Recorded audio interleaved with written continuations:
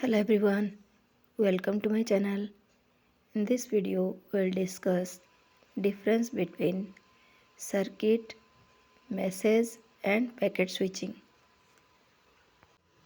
We have already discussed these three switching techniques in detail. For more detail, you can watch the previous videos. In circuit switching, first a connection is created from the source to destination by establishing a dedicated path between them. It works in physical layer. In packet and message switching, message is divided into several individual units. Links are created independently one by one between the nodes on the way. Message switching works in data link layer and packet switching works in network layer. In circuit switching, no queue is formed because of dedicated path.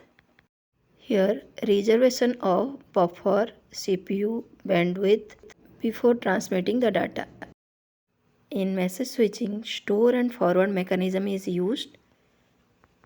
Individual units are stored in intermediary nodes and intermediary nodes decide the path. No reservation of buffer, CPU and bandwidth. On-demand reservation is there. Hence, the message has to wait in a queue in both the cases of message and packet switching. In circuit switching, there is one big entire data stream called message. In message switching, a big data is broken into individual pieces. Each of these pieces transmitted to an intermediary node. The intermediary node receives all the small pieces. After getting the full message or complete unit, then only it will transfer.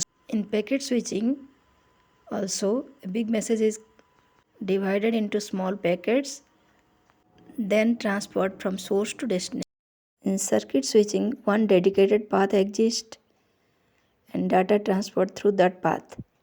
In message switching, the intermediary nodes decide the path. In packet switching, packets contain header having the source and destination address. Each packet travels independently. Addressing and sequencing messages need not to be addressed as there is one dedicated path in case of circuit switching. In message switching, messages are addressed as independent routes are established. In packet switching also, sequencing is needed for each individual packets because each packet follow independent path. Propagation delay.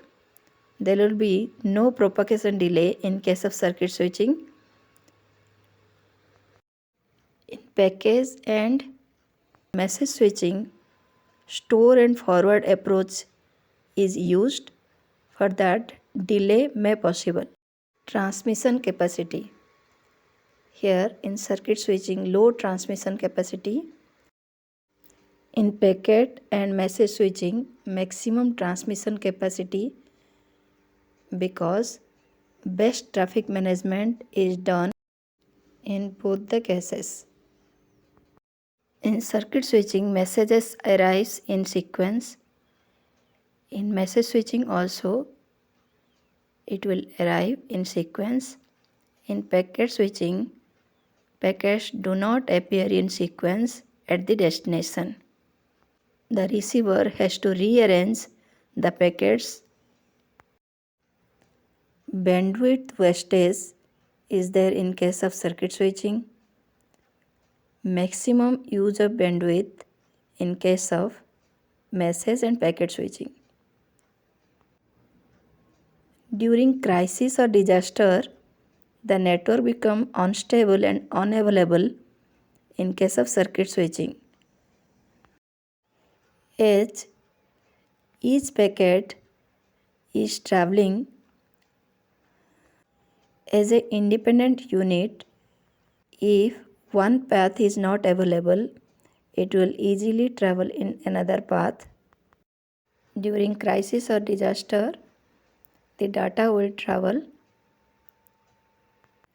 properly between the source and destination. Setup time. Circuit switching requires setup time. No setup time is required in case of message and packet switching. Efficiency. Circuit switching use resources inefficiently, whereas message and packet switching use resources efficiently. Hope this video is beneficial to you. Thanks for watching.